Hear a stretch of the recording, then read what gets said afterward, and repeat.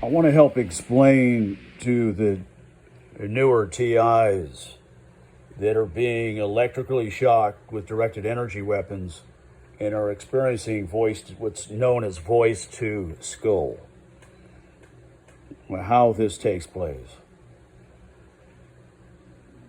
Your brain and your body is saturated with nanotechnology and metals that have been sprayed in the atmosphere.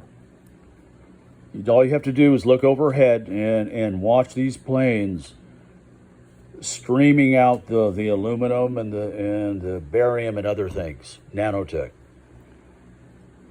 If this gets into your bloodstream, it's ingested, inhaled, absorbed, and it migrates through the bloodstream and it gets to the brain and adheres to your neurotransmitters and it accumulates there. You become like a walking transistor radio.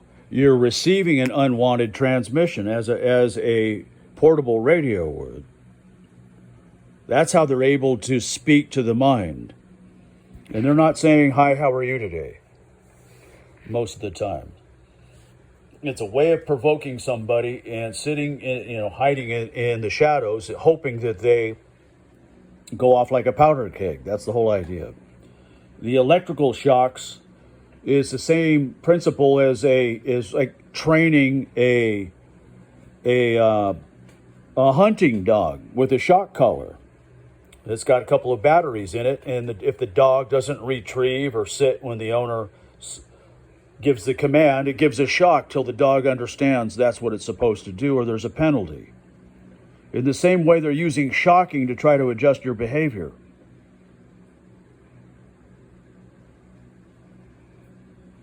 If you're outspoken, they're trying to get you to keep your mouth shut. If you write maybe a column, they're trying to get you to put the pen down. They're also trying to steer your thinking away from anything meaningful to useless and just watching sports and other garbage like that.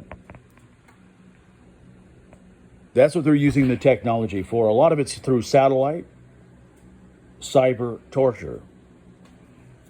Then they utilize cell towers and local 5 and 6G weapon systems.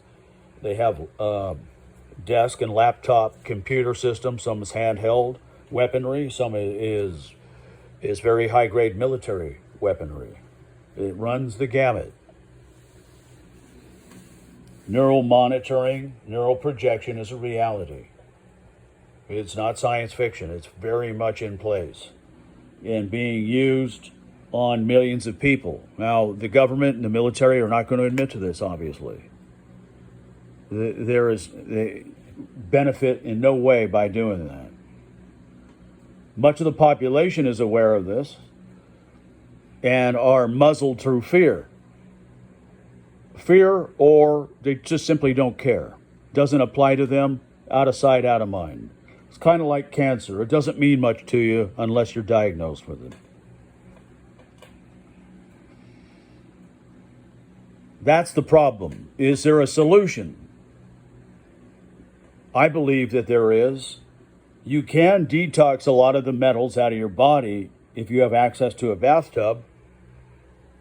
All you simply have to do is soak in hot water with 5 cups of Epsom salt and 1 cup of baking soda until the water is lukewarm up to your neck, and you can visibly see the metals and nanotech being leached out of your body. It will adhere to the surface of the water. Surface tension. You could take a jeweler's loupe or a magnifying glass and visibly see it. No problem. If you doubt me, take that bath as I just stated and put it to the test. It will not eliminate the things I just mentioned, but it will reduce them greatly. Right? There's some content creators, they'll tell you about, and they'll offer footage of people that follow them to the park and all like that. And that's all the Mickey Mouse stuff. What I'm talking about is the weapons that they're doing damage with against you. Right?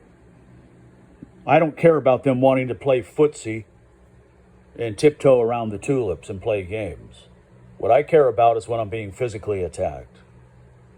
And on occasion, I have been physically attacked by an individual.